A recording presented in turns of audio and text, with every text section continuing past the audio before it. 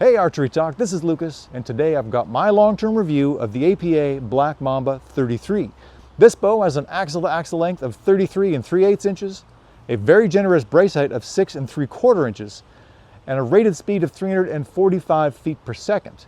Now, the APA and I share quite a bit in common. You know, we're both fairly long, this bow at almost 34 inches and me at almost 74 inches. We're both fairly light, this bow at 3.8 pounds and me about $1.75. And we both look, you know, maybe a little bit unique.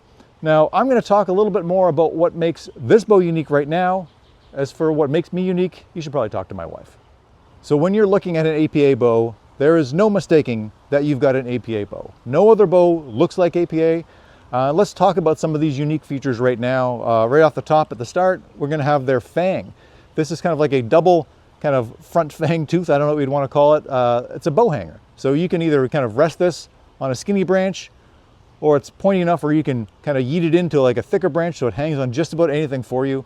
It's kind of a cool little system, and it really does come in handy, and you know, probably doesn't add a whole lot of extra weight, and it's unique. It's unique to APA. Working your way down, you've got a grab handle here, so you don't just have the grip of the bow, but you can carry it by its grab handle. This bow also has a very unique texture. It's kind of like soft, even though it's an aluminum bow. It doesn't really feel like alloy in your hands. Move a little further down, and you've got a knife sharpener, you've got a broadhead wrench, and you've even got a knock wrench down there to kind of move and turn your knocks if you need to, especially when you're broadhead tuning. That comes in very handy. APA has also added in a multi-position kind of rear stabilizer. So here you just kind of unscrew this little wing nut and you can kind of change the stabilizer position up and down or in and out. A unique feature from APA. And they've also included on here a bow winch. So you can kind of, you know, tie this up to your belt when you're climbing up a tree and then just kind of winch your bow back up to you. You know, I don't know how often I'd use that feature myself, but it's nice that they've included it. They've also got, which I think is pretty cool, is something here for your arrow rest. So if you're using a limb-driven arrow rest, you can just tie it right onto this little notch on the top of the limbs. You don't have to worry about kind of using a piece of like double-sided sticky tape or anything else like that to kind of tie anything in. It just comes right on the bow.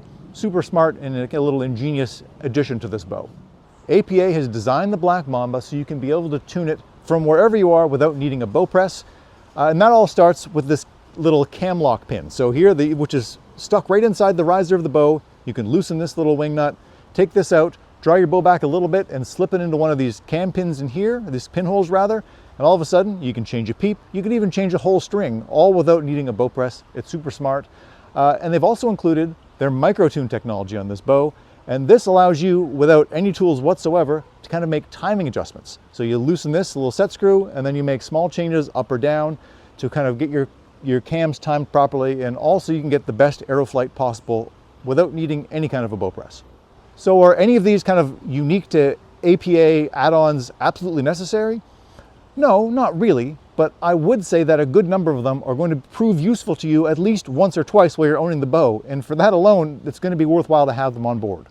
Now let's talk shooting the bow, and that's really what we're all here for. And honestly, I was pleasantly surprised with how well this bow shot. I've tested some APAs in the past.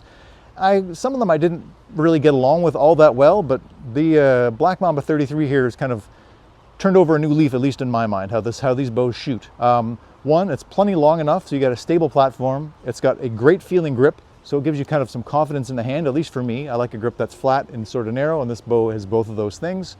And the draw cycle is really quite smooth. Considering it's also got a almost 7-inch brace height, it's a very repeatable and easy to shoot bow time and time again.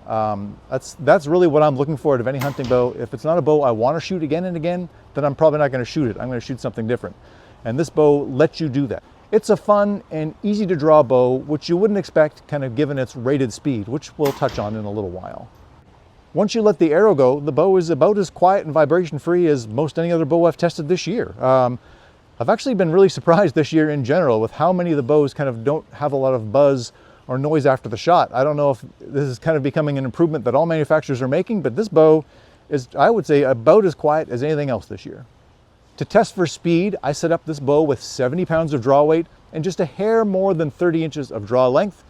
And with a 350 grain arrow, I saw an average speed of 328 feet per second. With a heavier 455 grain arrow, I saw speeds of 290 feet per second. Now that 328 mark is a little bit lower than I was expecting, considering the bow's 345 foot per second advertised speed. However, it's plenty fast for my needs. As I've mentioned in the past, I like my kind of hunting specific arrows, which are going to be between 450 and 470 grains, to run in around that 280, 285 foot per second mark. And this bow achieves that with absolutely no problems whatsoever. And I'm willing to forgive some of that speed with this bow's awesome brace height, which again, if you're someone like me who lives in Canada and hunting season gets real cold, you're going to want to wear a bulky layer sometimes. And with that extra large brace height, it should help you from getting your kind of sleeve caught in your string or anything like that when you're letting the bow down or shooting the bow.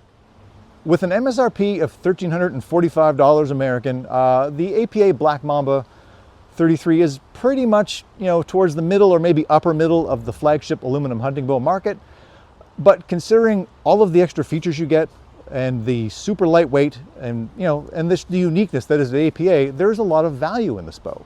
And the bottom line is, if you want that ultra lightweight bow with a generous brace height, and that's pretty darn easy to shoot again and again, go check out APA, go to their website, visit your local dealer if you've got one nearby, and check one out for yourself.